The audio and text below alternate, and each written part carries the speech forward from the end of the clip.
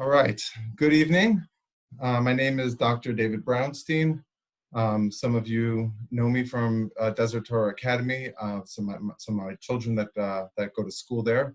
And I thank all of you for joining me tonight and for joining us together. And I hope that the presentation I'll put forward in the next hour or so can be beneficial to everybody. You know, the effects of this novel coronavirus that the entire world is facing is bringing much of the world to a halt, as we all can see in our day-to-day lives. And it's threatening not only our physical health, of course, the fear of the virus threatening our physical health, but it's also threatening our economic health.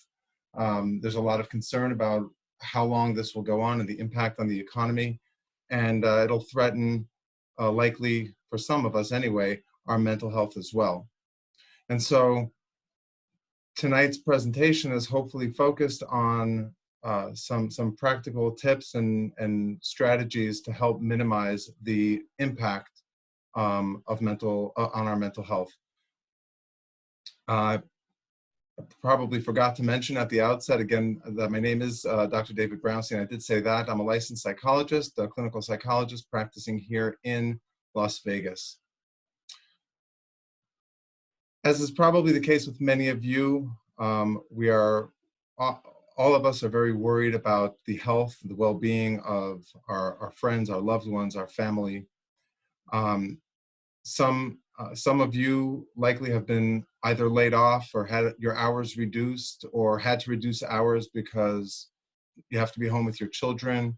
You might be working from home, which constitutes somewhat of a change in your routine. Or maybe some of you, like myself, are having to continue to work in what we might consider somewhat dangerous environments as healthcare professionals, where we're not able to simply walk away from our jobs, from our clients and our patients. Many of our children are out of school. Most of our children are probably out of school. Many of our schools have thankfully headed online, and so are able to provide somewhat of a platform for the kids to continue their education. But there's no doubt that there's, this has created some definite need for adjustment in our lives. Now, how to go about dealing with that adjustment is not always so clear. It's not evident to everybody, and really requires a lot of consideration, because if you think of it, this is the kind of thing, as many of us have talked about in the recent weeks, this is really unprecedented in our lifetimes. Certainly in my lifetime, but I think even in the lifetime of people a generation older than me as well. So in today's webinar, I'm going to discuss 4 basic bullet points. And those are, I'm going to talk about some of the ways that this event affects us, how it affects our functioning. I'm going to talk about, secondly, our need to manage our own stress and anxiety as parents and adults.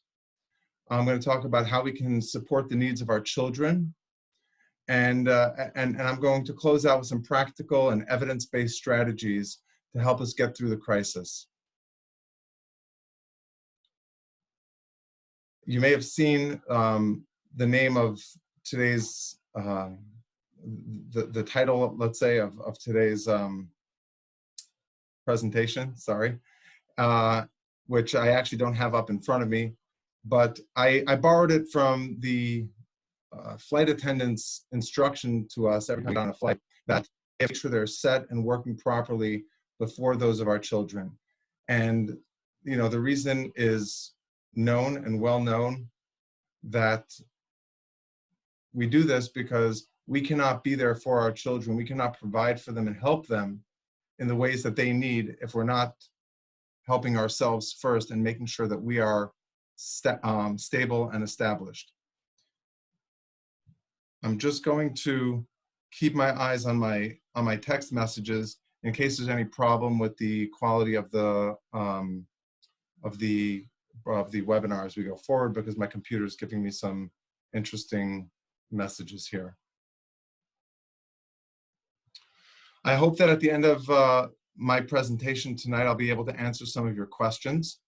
So feel free to add them to the chat on this meeting as we go along, and I'll do my best to go back and scroll through them at the end and provide some answers as best as I can. Before we begin, I would like to say a prayer for the health of all those who are in need of God's mercy and Hashem's healing. And I'm going to recite chapter 20 of Tehillim, of Psalms. And I ask that if you have it handy, you please recite along with me and have in mind the names of the loved ones that you know who need a complete and speedy recovery. As for me, I'm keeping in mind my first grade Rebbe, Chaim Levi ben Chana Priva, and a colleague of mine, Yosef Yitzchak Halevi ben Chaya Clara. Lamnatzeach Mizmor David, Yancha Adonai b'yom tzara Yisagevcha Shem Elehei Yaakov. Yishlach Ezracha Mikodesh Mitzion Yisadeka. Yizkar Kol Min Chaysecha Ve'elascha Yidash Nesela. Yiten Lecha Chilvavecha V'chalatzoscha Yimale. Neranuna.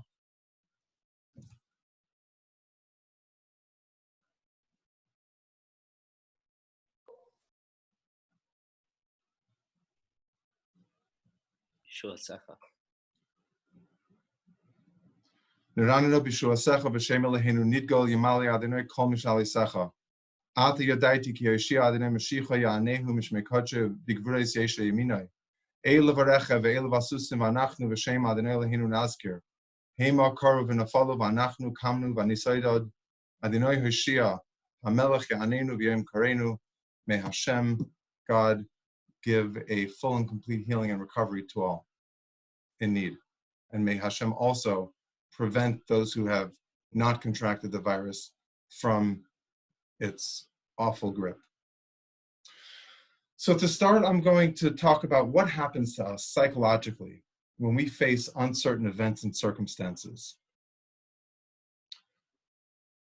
Our brains are wired in a most amazing way. In fact, our brains are considered to be the most complex system in the entire known universe. Our brains are wired to function best in predictable situations. So without giving too in-depth of a neuroanatomy course here, suffice it to say that the most basic, the most primitive part of our brains are designed to look out for danger. We are wired to be mindful of dangers at all times. You might have heard of the fight or flight response, or what's also known as the fight, flight, or freeze response. When we are faced with danger, we tend to look at it as something that, to see if it's something that we can fight, that we need to steel our strength and fight against. Whether the best and most effective course is flight, which is to run away from the danger, to save ourselves by hiding from it. Or, and what happens when we are faced with a danger that we can either fight or it's not obvious how to do so, and we can't run from it because that's not obvious how to do so either. The instinctive reaction is often to freeze. We get frozen in our place and we don't know how to handle it. Now, the reason this is important to understand that there's this part of our brain that does that is because there's another part of our brain that controls higher level functionings, higher level functions. I'll mention a few in just a moment, but the part of our brain that controls the higher level functions cannot function properly if the lower part of the brain, the more primitive part, the part that looks out for our survival, is engaged. If our brain is facing a threat, we get overwhelmed, and all the focus and attention goes to that danger area. So what happens when we become, let's say, when we go into overdrive in that survival mode, is that certain very important functions of our brain become impaired. Some of those would be our ability to analyze situations carefully and rationally, our ability to regulate emotions, our ability to make good decisions and good judgment, our ability to focus, have attention and concentration, our ability to plan and organize, our our needs. Our memory, our short-term, our working memory can be impaired, and as can our ability to manage our impulses and to, to think before we act. So when we're faced with a sort of an uncertainty, like the one we're facing now, our brains can go into that survival mode, and we can find ourselves frozen, not knowing effectively how to react.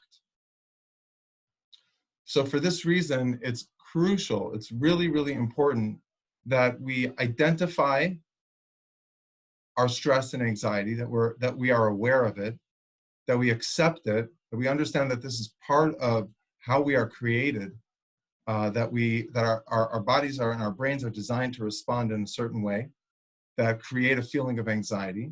And then, of course, once we have identified it and we've accepted that this is part of our human existence, we have to take steps to manage it so that it doesn't become overwhelming.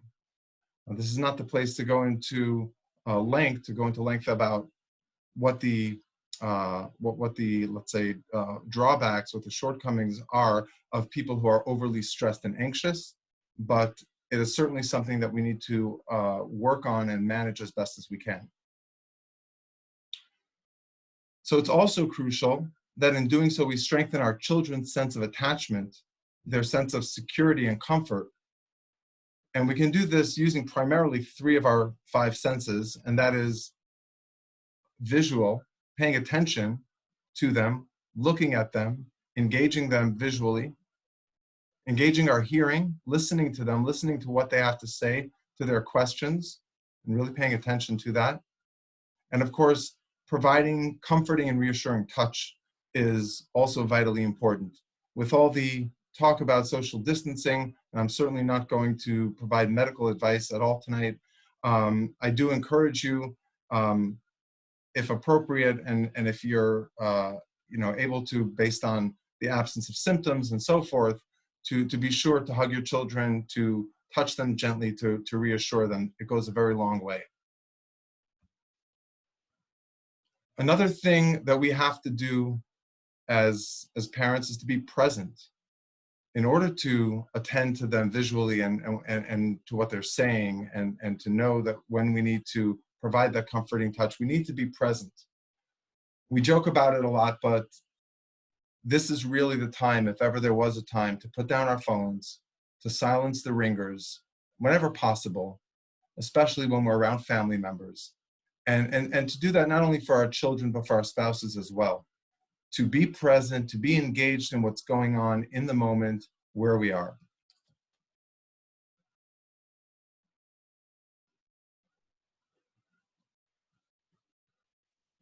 We all know that our children thrive in a structured environment, and that's why we send them to school, and we do our best during breaks to create some structure, or at least some of us do.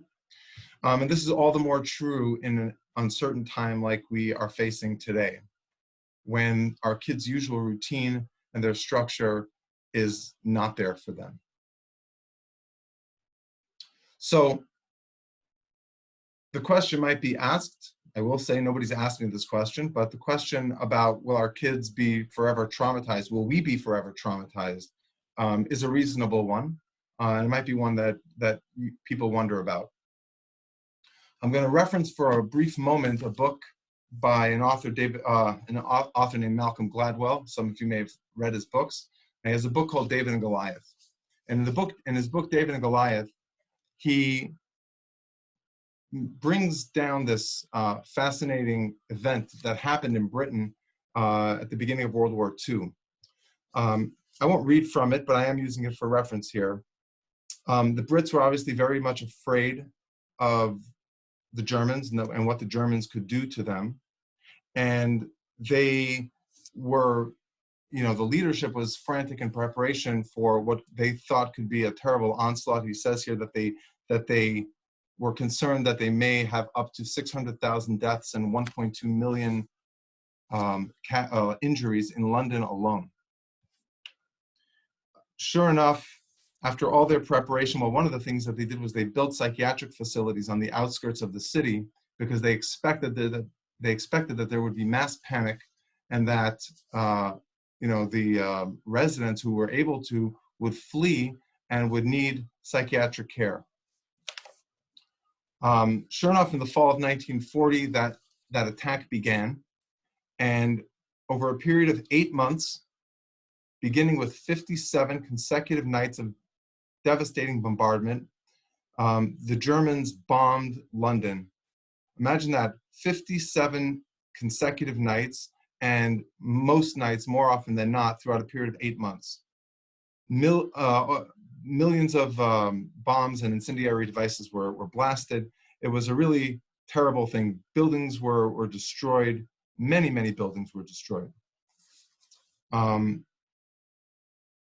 Tens of thousands, 40,000 people were killed and 46,000 people were injured. So just to give you a sense of the magnitude of what happened in the span of 8 months.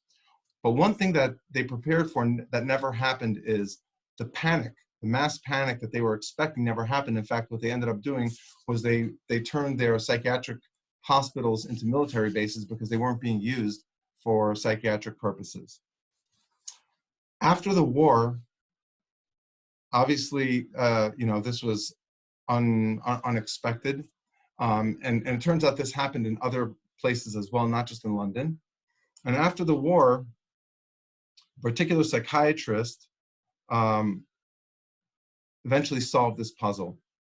And he found, after analyzing what the possibilities of how this happened was, how it was that mass panic didn't ensue, he found that the people that were affected by the bombings, fell into 3 groups. The first group were the people who were killed. I say this with no humor here, but obviously the people who were killed didn't panic. The second group were the people who witnessed people who were either injured or who witnessed people being maimed and injured. And that was a substantial number of people, but by far not the majority. The vast majority of the residents were aware. They heard the bombers flying overhead every night. They heard the sounds of buildings being blown up. They saw the damage when they were able to come out and see it. But the vast majority of them did not witness someone being either killed or maimed. And what he found was that the people who he calls, in that third group, who he calls the remote misses, so there were the near misses, the people who weren't injured but who were, people who were not killed but who were either injured or witnessed injury, those were the near misses. And the remote misses were people who just knew that there was devastation but didn't actually see it. And what he found was that those people were by and large fine. They were not traumatized. And after analyzing the situation, he came to an understanding that the reason was because a near miss leaves a person traumatized, but a remote miss led those people to feel like they were invincible. Imagine 8 months of constant bombing and bombardment, and you come out personally unscathed. It leaves a person with a real powerful sense of invincibility. And that sense of invincibility was what protected them from the trauma, from the post-traumatic stress as we know it today. So how does that relate here? I can't say I know for sure, but what I can assume is, what I can guess is that unfortunately some people have already succumbed to the illness, and many people who are still ill, even those who will make a full recovery will may reasonably be traumatized by this virus. But for the vast majority of us, even those of us who, God forbid, contract the virus and experience mild to moderate symptoms, and those of us who don't experience anything but just are sitting through this worry now, the vast majority of us will likely come out okay, because we will. The message that our brains get from that is that we can survive something that was exceedingly hyped. So maybe this is more of a hope than a factual statement, but nevertheless, I would say that the notion that our children will be traumatized forever is not patently obvious. All right, let's move on for now to talking about what we need to do to manage our own stress and anxiety. Because as I said before, we need to place the masks. We need to make sure that the masks are secure on ourselves. We need to make sure that we are managing the situation as adults as best we can before we approach helping our children with it. What may seem obvious, but it's probably not obvious to everyone, is that when we're stressed and when we're anxious and worried, our children experience that. They feel that, they perceive it, whether it's in our words or in our body language, or the way we communicate. Children are very perceptive of our emotional states. If we're not calm and reassured ourselves, then there's no way that we can expect that they would be that they would be calm and reassured as well. So how do we reassure our children? As I mentioned a few moments ago,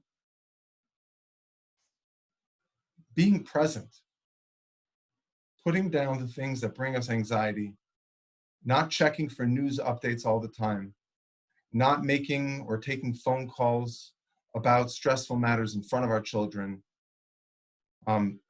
talking with adults if we have to about the situation away from our children. This is one very important thing, because if we can present, not fake, but if we can truly present a sense of calm and a sense of reassurance to our children, it will go a long way to them being able to continue to function in the unusual circumstances that we find ourselves in now. Now, you might be anxious and worried yourself. Many of us are, and that's to be expected, but just don't be hard on yourself and don't be hard on others for worrying. It doesn't help to tell somebody don't worry about it, because their worry is real and their worry needs to be validated. It's much healthier to say, I understand that you're worried. Of course you would be worried. How could you not be worried? But we're going to be okay. We're going to get through this together. And of course, if you're anxious and you're dealing with a lot of stress and worry, you have to take steps to manage that for yourself. Remember that in our communication, only about 10% of what we actually communicate is communicated in the words that we use. The other 90% of what we communicate is in our tone of voice, in our body language, and our volume and things like that. So it's really important, again, that we not only think about what we're saying, but how we're saying it. What does our body language look like? Are we looking our children in the eye? Are we checking our phone every few minutes and gasping and saying, oh no? If you're feeling worried, stressed, or irritable, take some time to calm yourself before talking to your kids about their worries. Because if you're not calm, and if you're not focused, you're going to have a really difficult time doing so. A couple of easy strategies to do that. You'd be surprised how much just a minute or two of deep breathing, how much that can do for you. By deep breathing, again, many of you may be familiar with this. They call it diaphragmatic breathing or belly breathing, where when you put your hand on your abdomen and you breathe, your belly should blow up like a balloon, go out and go out. Don't suck your stomach in, but allow your stomach to go out. What this does is it allows your lungs to fill with air and get the maximum amount getting the maximum amount of oxygen. So doing that deeply, a deep inhale, holding that breath for a few moments, and then exhaling slowly, or I should say consistently, until all the air is expelled. That should take about 10 seconds per breath.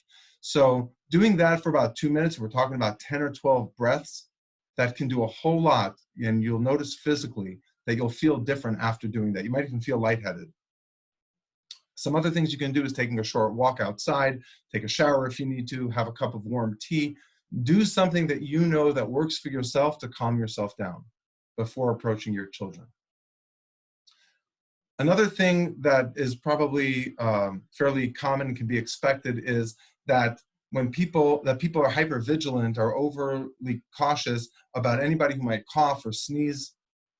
If someone in your house, whether it's your spouse, another adult, a child, does that, be mindful not to say, wash your hands, get a tissue, but to gently remind them to go ahead and utilize or engage, engage in proper hygiene. Again, be careful about your tone and your body language when it comes to that. As adults, we must practice self-care. We must take care of ourselves. We must do everything that we can to keep our stress levels low and managed. And I'll discuss more of this in a little more detail as I go forward. For those of you that are married or have a partner, spend time with your partner, with your spouse. Spend time away from the kids or after they've gone to bed. Be open with each other, be vulnerable with each other. It's a time to support each other, talk about your fears, get that out with another adult who can be there for you. Remember, validating, even if you disagree with someone's approach, you think that they're overreacting or something like that, it doesn't mean you can't validate, because remember, validating means that for them, their experience is a real experience. So if they're worried, even if their worry is irrational, telling them don't worry about it sends the message that their worry is silly. And what that does is it causes people to shut down and to not talk and not engage. So again, speak to those adults in your life. Rely on your social support. You have friends. If you have friends, hopefully you do. Some of us have friends that are a little neurotic. Stay away from those friends in the sense that don't talk to them, don't reach out to them for support. If you know that a particular person is someone who is going to, see the world as full of gloom and doom, those are people that you call, you say, how are you? You say, I'm thinking about you, and so forth. They're not people that you rely on in a time like this for support. If you need help, or even if you don't think you need help, ask for it or accept it if it's given. That means in the household, sharing responsibilities with your spouse. Oftentimes there's a primary breadwinner in the house, and they might see that as their responsibility, and the other person is more of the caretaker at home. During times like this, especially if you're in a situation where the primary breadwinner is home more, even if they're working from home, to make sure to step up and pitch in and try to even out the load, because it will take a significant amount of stress off your spouse's shoulders. Get the kids engaged too. Give them jobs, of course, in an age-appropriate way. You can do it in a fun way. You can do it in any way you choose. Obviously, it's a different time. There's no rules really when it comes to what's right and wrong, except for what I would say maybe some of these basic parameters. Find ways to engage your family members and those that live in your household. Again, stay away from the news. We need information, and there is information, a reliable information that's out there on our government public health websites and so forth and so on. There are many health professionals, some qualified, some not as qualified, that are out there on social media giving all kinds of advice. Obviously, if you know the person and you have a relationship with them and you trust them, it's not for me to tell you not to trust them. But understand that you're likely to see contradictory information if you watch every video and read every article and every Facebook post.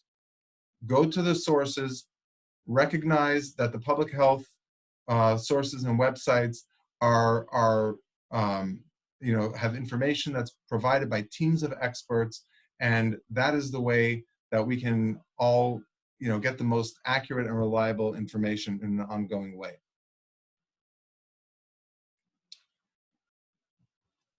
If your daily routine, especially if your daily routine has been affected by the circumstances, establish a personal routine for yourself, a structure, a schedule for your day, including what you need to do on a given day, preferably if possible when you're going to do it, where it's going to be done, as much as possible, give yourself a sense of structure, not a pile of tasks that you don't have an approach to where to begin and where to end. And of course, this is certainly not least, it's not last either, but it's definitely not least, practice good sleep habits. I'll talk a little bit more about this later, but go to sleep at a normal hour, wake up at a normal hour. If you need to, if you have a hard time sleeping, and if you're struggling, especially in the current climate, some tips that I'll talk about a little bit later might be helpful to you. But be sure to get good sleep. So now that you've got a few ideas, hopefully, about what you need to do for yourself to be there for your family, for your children, let's talk about how to approach addressing the topic of this outbreak with your children. First and foremost, kids are inquisitive. They're going to ask a lot of questions. Undoubtedly, they've heard things. Even the most sheltered kids have heard about this. Certainly, if they have phones, if they have access to social media, they know what's going on. So don't shy away from the topic. Most children will have already heard about this. They may have seen people wearing face masks outside. And so shying away from talking about it or answering their questions will just breed uncertainty on their part. It'll breed worry, and that's definitely not something that we want or need to be doing at this time. Use their conversations that they start and the questions that they ask you as an opportunity to actually give them facts and to convey a sense of reassurance. Of course, keep in mind your kid's age. Kids, a 4-year-old and a 6-year-old and a 12-year-old and a 16-year-old are not going to have the same questions, and the answers and the way we respond is not going to be the same. Obviously, as parents, you should use your best judgment, knowing your own child and what you know that they do and don't understand. But in all circumstances, even with the older kids, keep your answers as simple and as direct as possible. Getting into the details, for most kids, getting into the details beyond what they need to know and direct answers to their questions has the potential of doing more harm than good. As I said, if you get questions, answer the questions. Do so as honestly and as clearly as possible. If you don't know the answer to the questions, tell them. Say, I don't know. And you could say, I don't know. And if I hear information about that, I'll answer it. And I'll give you that information. And certainly, I would advise seeing if you can find reliable answers to those questions, even if you don't go back to them and give them the answer to their question. In case it comes up again, it's good to be armed with accurate information. And of course, be available to your child. That's what matters. Being there, them knowing that you are the comfort, the rock, the reassurance in their life. That's what's important. Don't encourage your children, and this is maybe a little counterintuitive. It's not advised, I should say. It's not advised that you encourage your children to express their fears, to talk it out. Tell me everything that you're worried about, because what we risk is that they are going to pick up on our anxieties about this, and it's something that should be avoided. If the kid has a question, if the kid seems worried or anxious, as I said before, just provide direct answers. Because although in general, even psychologists, we want people to process their emotions, that is for after the fact. But during the time of the crisis, especially when we don't have all the answers, we want to keep the focus on the sense of calm and reassurance and not gin up anxieties. Focus with your children on what you and what we all are doing to keep safe. Obviously, modeling and prompting and encouraging basic hygiene, healthy lifestyle practices, and everything that we're doing for protection, the distancing, and all of that. But of course, when you do that, do so in a gentle way. It's not helpful, it's not effective to, yell at the kid, hey, stand back, you're too close to that person.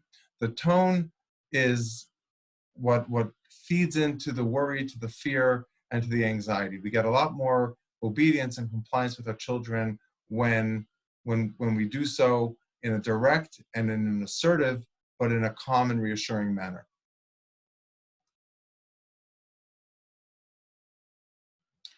It can be helpful to reassure your children about how rare the virus actually is. The reality, and I'm sure we all know the numbers are going to continue to go up at least for a while, but the reality is that in a world of whatever it is, 7 or 8 billion people, we're talking about right now about 300 some thousand people who are affected, known anyway, and even if the number is double or triple that, or many times that, it's still a relative fraction of the overall world population. So reassure them that this is a virus that is relatively rare, and that kids who do get it generally have milder symptoms. Again, this is something that's been reported over and over by the public health officials, and it's helpful to encourage and remind the children that this is not something that they need to fear.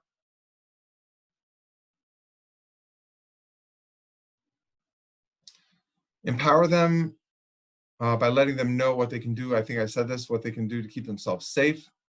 Remind them, of course, about the 20-second hand washing rule. It's my understanding that soap and warm water is the ideal cleanser. Hand sanitizer is not as ideal, but certainly a good second best. And of course, for the sake of being repetitive here, from everything else that you've heard, in any event, the words are escaping me. But obviously, when they come in from outside, before they eat, blowing their nose, coughing, sneezing, going to the bathroom, those are times to make sure that they're taking the appropriate hygiene measures. Another thing for our children is to create and maintain as normal a routine as possible. I mentioned this earlier, but bear in mind, for most of our kids, the routine that we're going to have for them for the next, whatever it is, weeks or hopefully not, but possibly months, most of them are going to have a new routine on a daily basis relative to what they've had, up until now.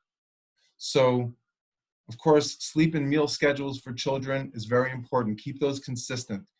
When kids are home, we run the risk of them, snacking all day, eating when they're hungry. Trying to put in place a routine that helps them, a routine that helps them feel, as consistent as possible with what they're used to from before is ideal. If their schools have moved online, it's a good idea to make sure that they get up on time, whatever that is, what the time that they need to prepare, to dress, to shower, to do the things that they need to in the morning. Brush their teeth, and to do that as closely as possible to what would be a school schedule. I don't know that schools are requiring uniforms, so if that's not the case, that may not be necessary, but make sure that they have supplies, make sure they have a quiet place to do their work, that they can feel as much as possible that they're in that environment. Of course, if the schools, for those who have kids in schools that are just closed, I know the public school district here is completely closed and is likely going to be closed for the duration of the school year. It's going to require some more planning, some more thoughtfulness on your part, but that doesn't change the need that your children have for consistency and predictability. So bear that in mind. And of course, in trying to create a routine with your children, if at all possible, solicit ideas from them. What do they think should go on the routine? Remember, there's no rules here. We want it to be wholesome. We want it to be productive. We want it to be, growth focused for our children. But sometimes they might have good ideas. or ideas for activities that can be done either in the home or outside of the home in a safe manner. Remember that physical activity is very, very important, and we'll talk about that in a little bit. Of course, if your child needs to talk, if you sense that something is wrong, make the time to talk. Make yourself available. I know many of you have many children, thank God, and that's a beautiful thing. Try to, as much as possible, with either a spouse or whoever else, an older child in the home, to share some of the duties so that you can take a child aside from time to time, check in with them, see how they're doing, and make sure that they know that things are as normal as they can be. Don't forget fun. Be sure to add fun activities to your routine. Exercise. There's many ideas. I'm not the best idea guy, but board games that engage their thinking, and maybe those that take a long time. I thought, if your kids are old enough, this might be the time to introduce them to their first ever Monopoly game that they actually play from beginning to end. Many of us maybe never had that experience. I have had that, and there's other very interesting and involved games that are very appropriate for children out there, and certainly making use of those is a great idea. Engaging the mind, puzzles, word finds, crafts, baking, cooking, things like that are certainly good ideas, and can be incorporated either as things you do every day or several times a week. And I would suggest you schedule that. Have that. We're going to do this for 30 minutes or for an hour, or whatever the duration of time that that you can do that effectively. Go for walks where permissible. Bike ride if you can, if the weather is permitting. Hikes are very much encouraged from everything I've seen, where you can go on hikes and just be distanced from others. That's great exercise. You're usually going in the same direction as other people, so everybody's going kind of in a flow together, and there's not too much cross contact, and that can be a lot of fun, and that can be very healthy, both physically and mentally. For those of you that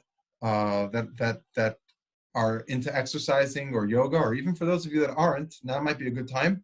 Find some good yoga videos or exercise videos. If you go on YouTube and you just search exercise video for kids or yoga videos for kids, find something that fits your taste. Probably a 20-minute or so, 20-minute or so exercise period is a good amount of time. It's long enough to have health benefits, but also short enough to keep the kids engaged and not completely bored. Of course, you all know your children. Some kids are going to be, enjoy it more. Some kids are going to enjoy it less. Find things, but thank God we live in an age where there's so much content, so much information that it's hard to sift through it sometimes, but it definitely exists out there for you.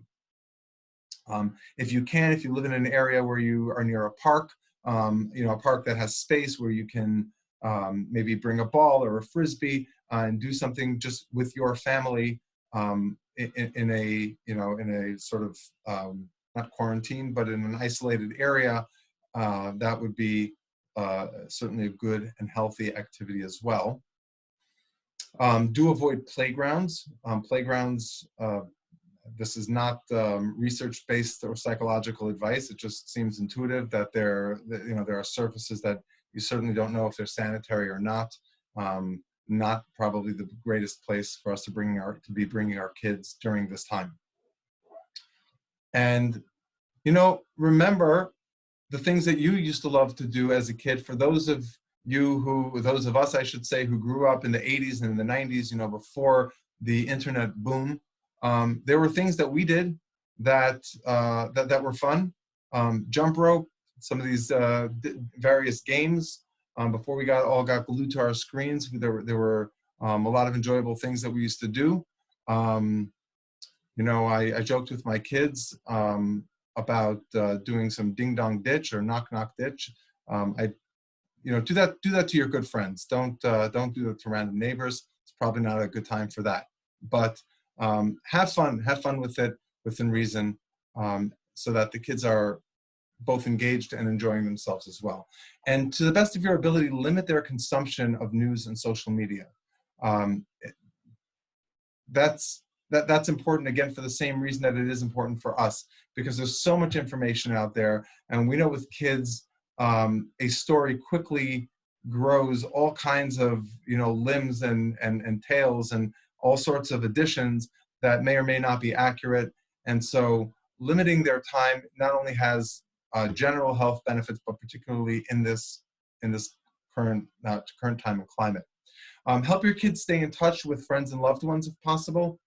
Um, you know, again, it's going to require a bit of creativity, but thankfully we do live in a day and age where our technology that we have, the technology that we're using to interact right now, um, can keep kids connected with their family members and friends. I've seen some things online about virtual play dates. I'm not exactly sure how that works, but I think if you can figure that out in an age-appropriate way, it's a good thing. Even if it doesn't last long, you send your kid for a play date, they might go to a friend for a couple of hours or a few hours.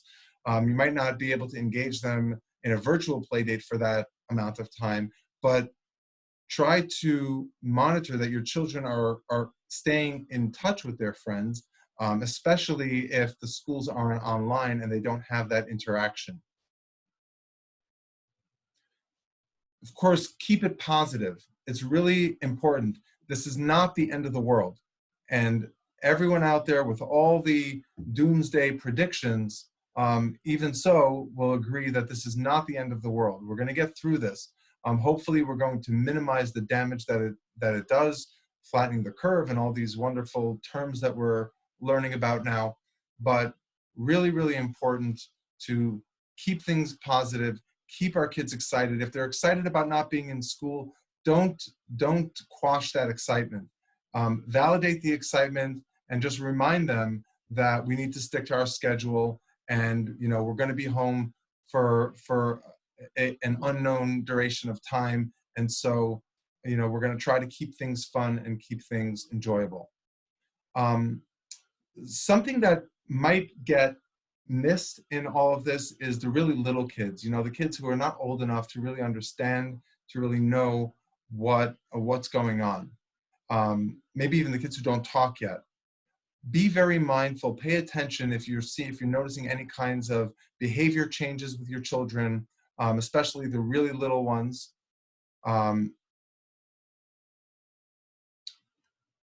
They can express their distress and their anxiety in let's say ways that are not typical of our verbal kids, who are able to say, "Mom, Dad, I'm worried," or they ask a million questions. The little ones, you might see it as increased temper tantrums or just crying tantrums more than usual. You might see kids getting angry and defiant and acting out. Um, Remember, this is a big adjustment for them, even if it doesn't seem like an adjustment, or even if you've figured out how to make the adjustment in a fun and engaging way. It is a very sharp departure from what they're used to. So make time for your kids if possible. If you can do one-to-one time, do that as often as possible. Try for daily, but at least a few times a week with each of your kids.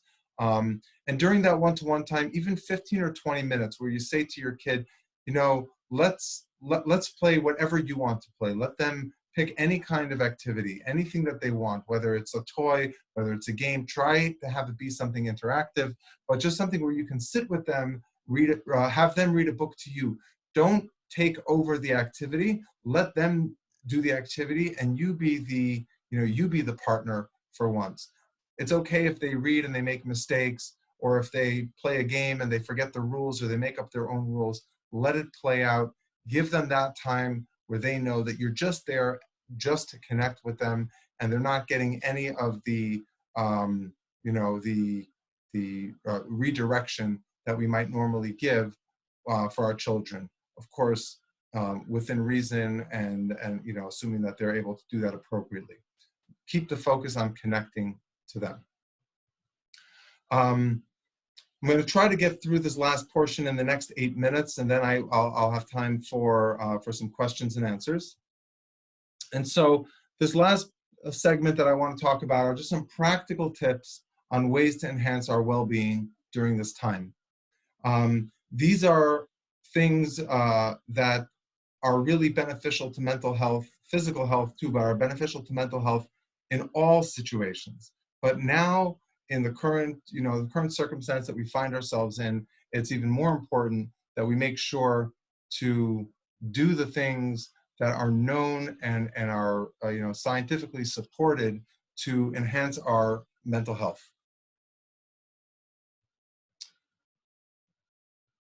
I'll start with exercise. I mentioned that before with the kids, but exercise has very profound mental health benefits.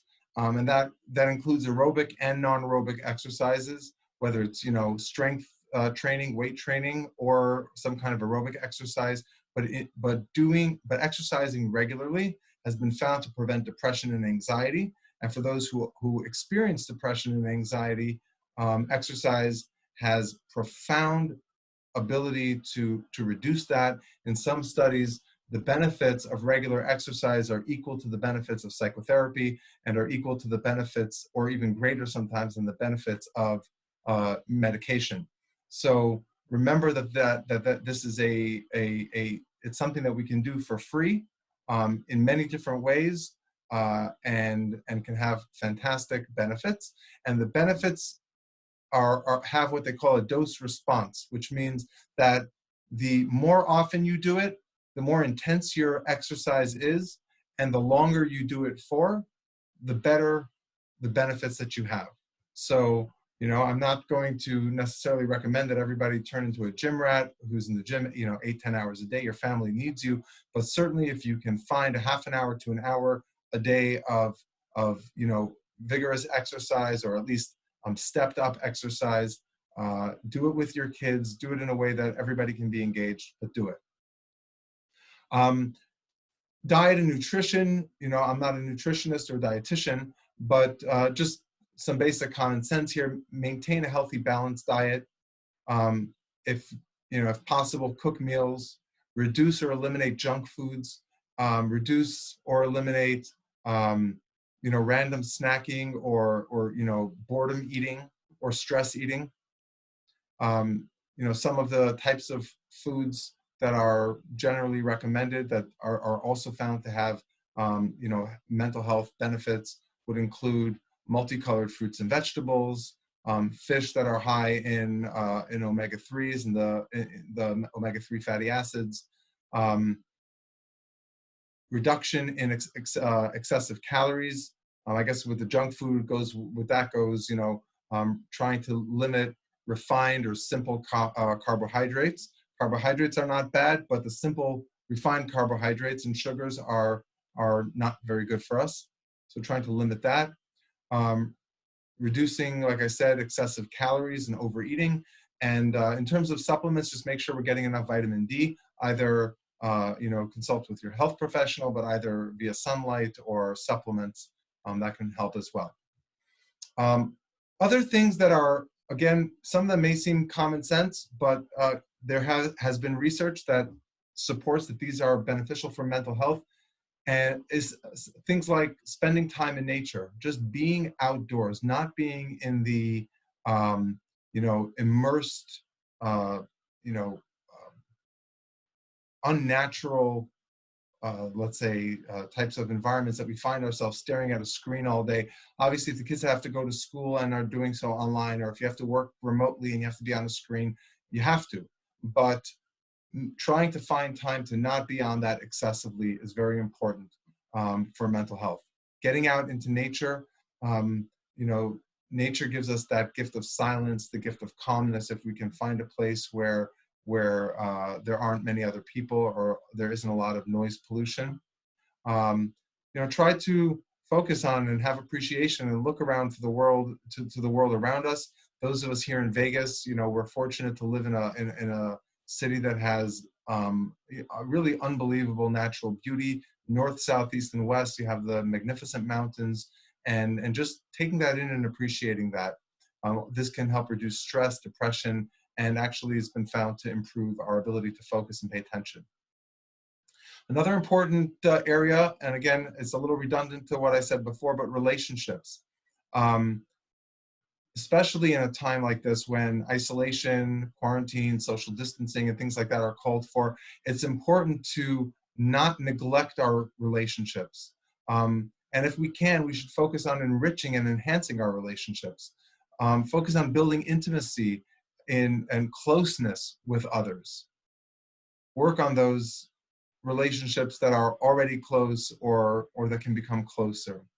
And those people that are out there that you can be vulnerable with, that you can share your concerns with. You know, I talked before about not spending a lot of time with the friends who, you know, are overly anxious. Let's try not to be those friends, but certainly with the right relationship, sharing some of that can be very beneficial to our mental health and to give us a feeling of being supported. Engaging in recreation and enjoyable activities. We talked about some examples. This is important not only for the structure and to keep your day busy, but it's actually important for mental health. To engage in play, to be playful, to joke around, to enjoy, not in a frivolous way, but to be humorous with each other. Play games, sports, things that are fun. Fun is not a bad thing, and it's not something that we should unnecessarily limit. And of course, if we can, to appreciate the arts, literature, if you're into that, music, painting, other artistic endeavors. And that's whether you're artistic on your own and you can create that art or engage in doing a craft, or going somewhere where you can appreciate someone else's art. I read recently, and I forget what museum it was, but one of the world-renowned museums that recently released, I think, either thousands or maybe even over 1 million items in their museum to be viewed online for free. So look for these resources, take advantage of them. Of course, relaxation and stress management goes without saying that is beneficial to our mental health. Things like guided imagery. You may or may not be familiar with that, but you can go online and just search for something like guided imagery audio or progressive muscle relaxation audio or video. And you'll get numerous results of either audio files or YouTube videos and other things like that, where someone who has set up a script for guided imagery, relaxation. This can be very helpful. I mentioned sleep before. This can be helpful with getting good sleep. Listening to things that are calming. For some people, music works. For some people, someone walking them through a guided meditation can be helpful. Meditation and yoga, of course, appropriately so. And like I said before, even just taking some deep breaths can go a long way to reducing stress and giving a physical feeling of relaxation. I will say that certainly this is good advice all the time, but especially in a time like this, avoiding excessive use of drugs or alcohol is in order. It's not a good time to ease our anxieties with artificial substances, because we need our mental faculties and we need to be present as much as possible. Religious and spiritual involvement. This is, again, there's scientific evidence to support that being involved in religious and spiritual experiences are good for our mental health. Prayer, study of Torah, words of inspiration, listening and watching words of inspiration from our religious leaders and our spiritual leaders. These are things that have a profound effect on our mental health. Connecting with God, whatever that relationship looks like for you, very important, and can provide a lot of stability, and mental health. And finally, being in contribution and service to others. So doing things for others without expectation for reciprocity. It's a little more difficult in the current situation because you can't, go volunteer at a soup kitchen or things like that. But see if you can look for ways to improve other people's lives. If you can, do it. Reaching out to relatives, to community members, brief phone calls, they go a very long way. If you are out, if you're shopping, if you're out and about, even if you're taking your kids on a walk and you're doing all the good social distancing stuff, smile at passersby, say hello, be warm, be encouraging to others. There's research to suggest that by doing these things, by acting in an altruistic way, it does confer benefits on the person themselves. And the last thing I'll say is that if you are seeing signs in yourself, in your family members, and other friends and loved ones, if you're seeing signs of anxiety and depression, if you're seeing people having sustained difficulty or increasing difficulty over time, don't hesitate to consult a mental health professional. You're welcome to reach out to me or to other mental health professionals in your area that you know. Many of us are doing therapy just like this online. Thankfully, we have this technology nowadays, and the benefits of telehealth, as they call it, video-based therapy, when done by someone who is comfortable using it, can be just as good as being in person. Many therapists are still offering office hours in their office, if they have a setup that they can provide for the appropriate, safety and hygiene precautions. So with that, I'm going to thank you all for watching. Thank you all for joining. I hope I hope you found this to be helpful and beneficial. And I'm going to take a look and see if there are any chat comments. And if there are, I will answer questions. As best as I can tell, I don't see any. But maybe, here's something. Let's see, here we go. So far, just kudos and support. But I'll stay on for a couple minutes. If there's anything that you want to ask or anything like that, I'll be happy to do my best to answer those questions for you. And if not, I'll know you're all gone when you're all gone.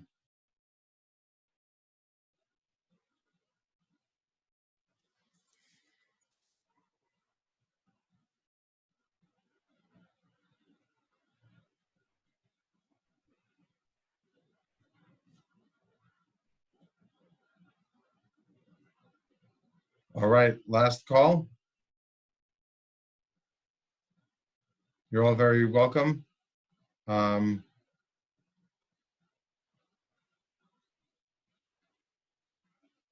There's a question here about whether the media will report people who have corona and have recuperated. Those numbers are available. If you Google corona statistics, there are websites that are showing accurate, up-to-date numbers.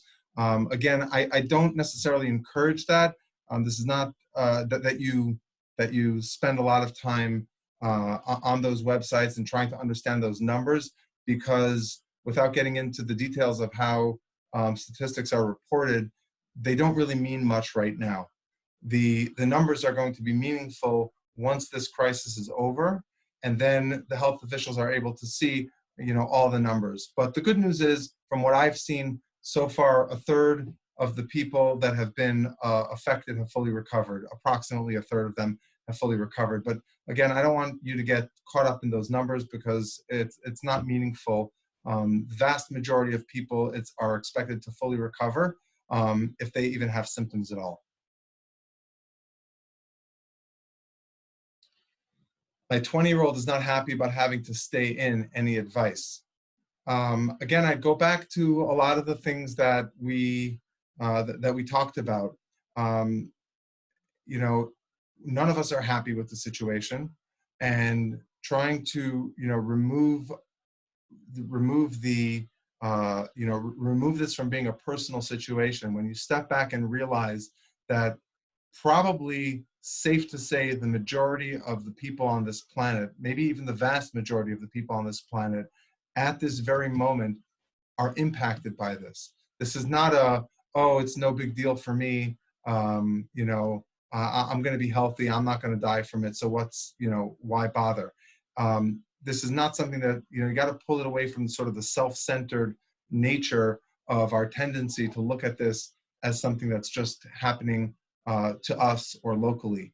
This is really a magnitude that nobody among us that's alive today, for the most part, has experienced. Certainly, those of us that are born since World War II. So, I'm sorry that he's unhappy. I would encourage you to take some of the tips that I offered earlier, to take that seriously, to not say, not be dismissive of it, but help him see that this is a reality that we're all trying to come to grips with. And there is a segment of our population that can be very adversely affected by this. And we need to do what we can, even if it seems trivial. We need to do what we can to minimize the contagion and the exposure of others, and that our public health officials, the epidemiologists, and the infectious disease specialists who study this for a living and for a career have given us what they believe is their best advice about how we can stem the tide and bring our societies back online as soon as possible.